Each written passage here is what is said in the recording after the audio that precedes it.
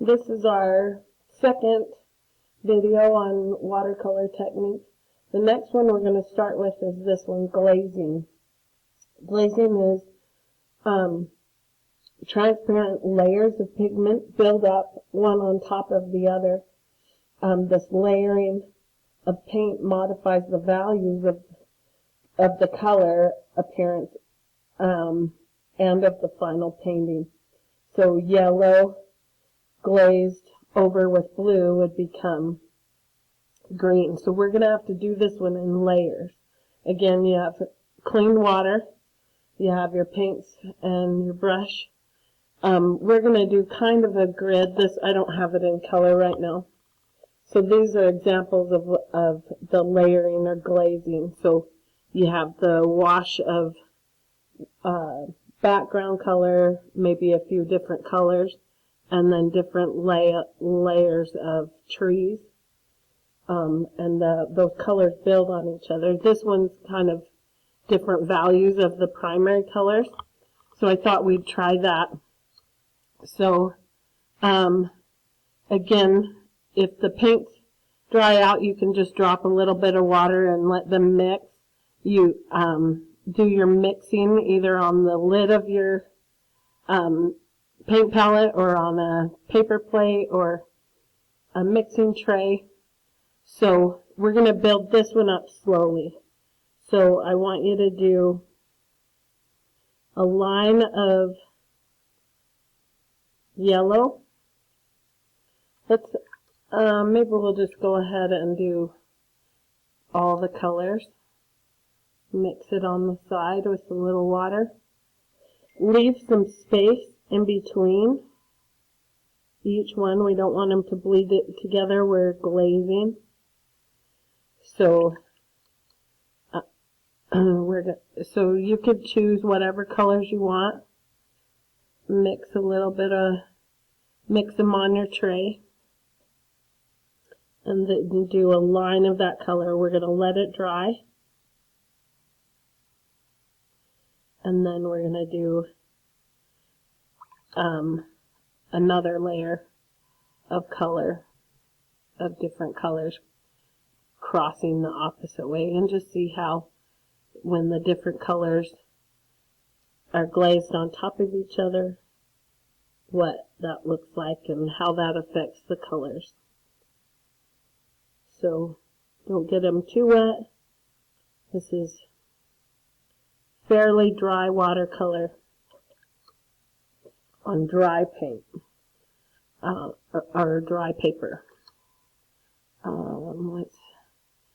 Just pick whatever colors you want. Fill that space. I'm using a fairly small brush, so my lines aren't too thick.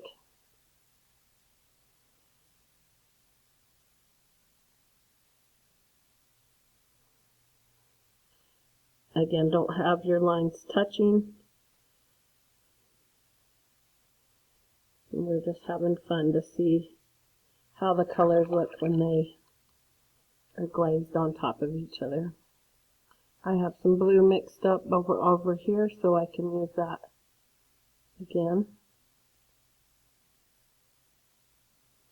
I think I'm going to get about all the colors. Maybe not have room for green.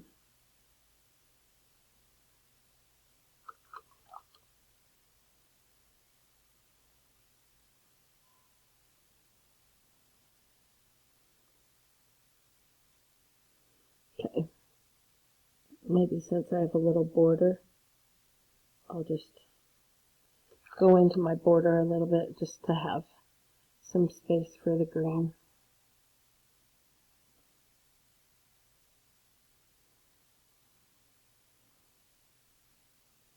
Okay, so we're going to let that dry, and now we're going to move on.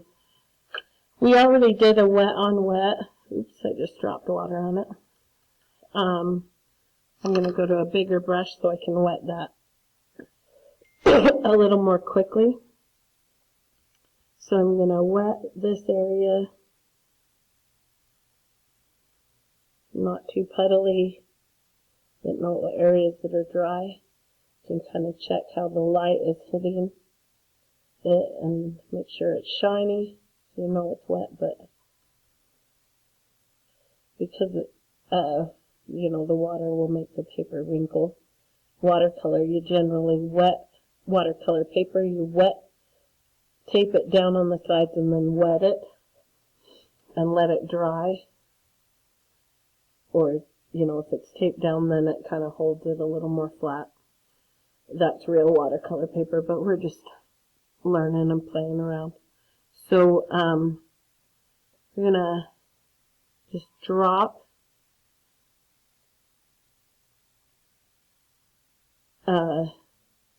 spots of color in this one.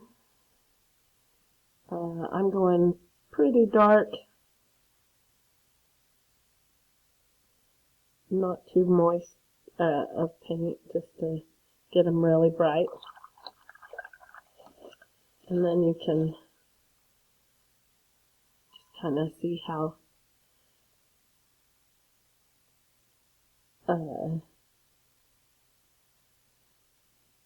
it behaves. So we kind of already did wet on wet, but I just wanted you to practice of that a little more, letting the paint bleed and do what it's going to do, and trying not to control it too much.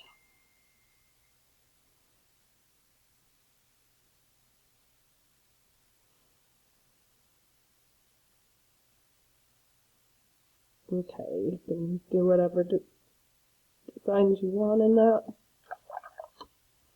Now we're going to do a variegated wash, which is two colors bleeding in to each other. I'm getting water drips on what I've already painted.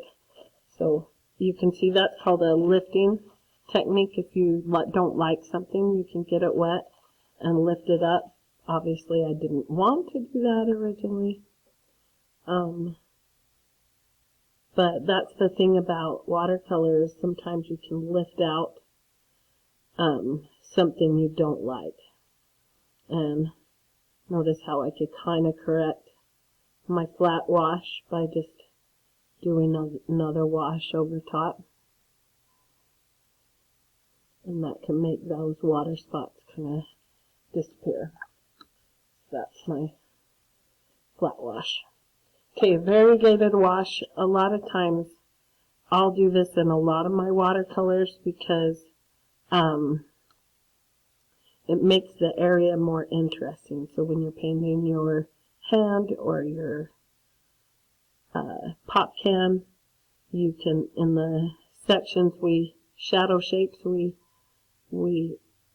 drew out, you can fill those sections with variegated washes, which is two different colors. And a lot of times I'll choose two opposite colors or two like complementary colors, or just two colors that I just really like how they look together. So you do a wash of color, and fill that halfway, and then you get another wash of color, and at the opposite end, and just let them kind of bleed together.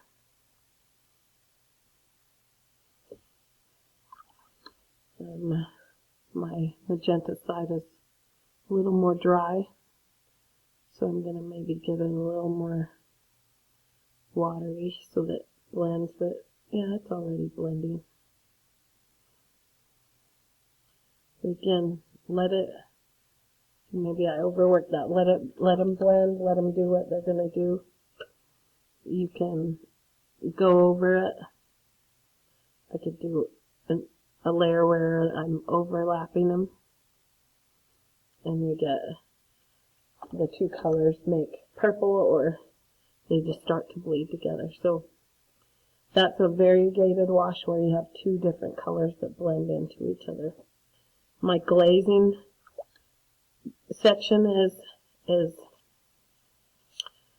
pretty much ready to go. So if yours is dry, you can now do stripes of color going the opposite way, and see how when I make yellow, how it changes those colors. When I put a glaze of some yellow over the other colors. I should clean my water, but I don't want to take the time while we're on our video. Now I'm doing orange. Next will be my red.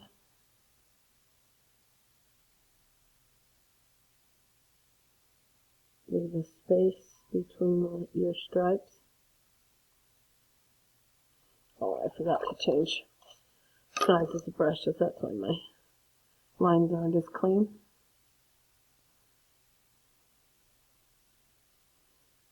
Magenta.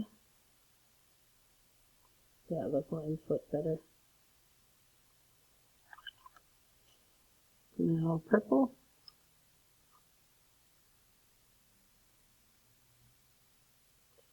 Violet.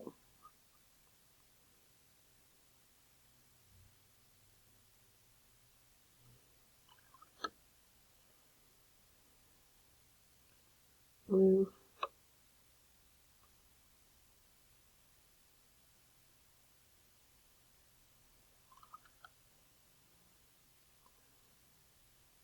Turquoise. And green.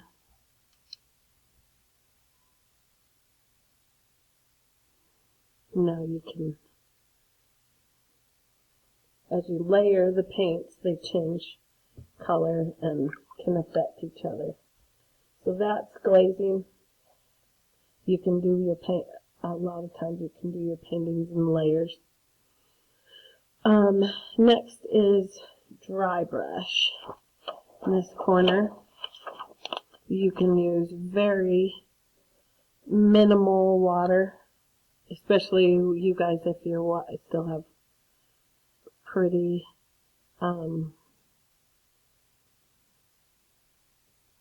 dry paint or not too watered down paint. See how you can get fairly detailed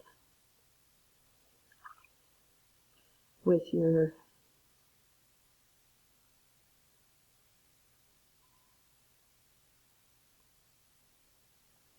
brush strokes.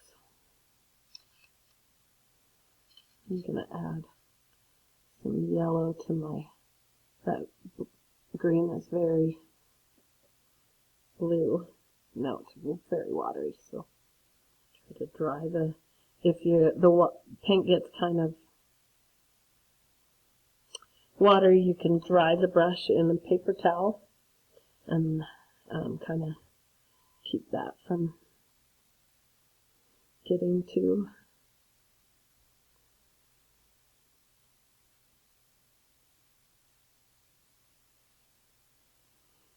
okay. So you can see how a dry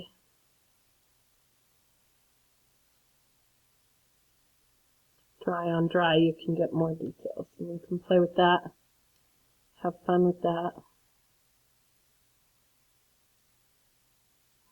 You can go in later and add a little water to blend areas out.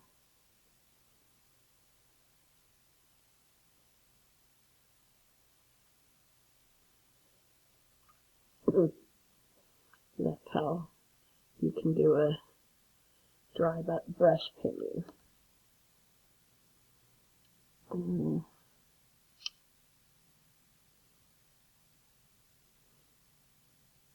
So just kind of have fun with it. We'll maybe put these aside and let you play with that, and then we'll go on and try some more in the next video.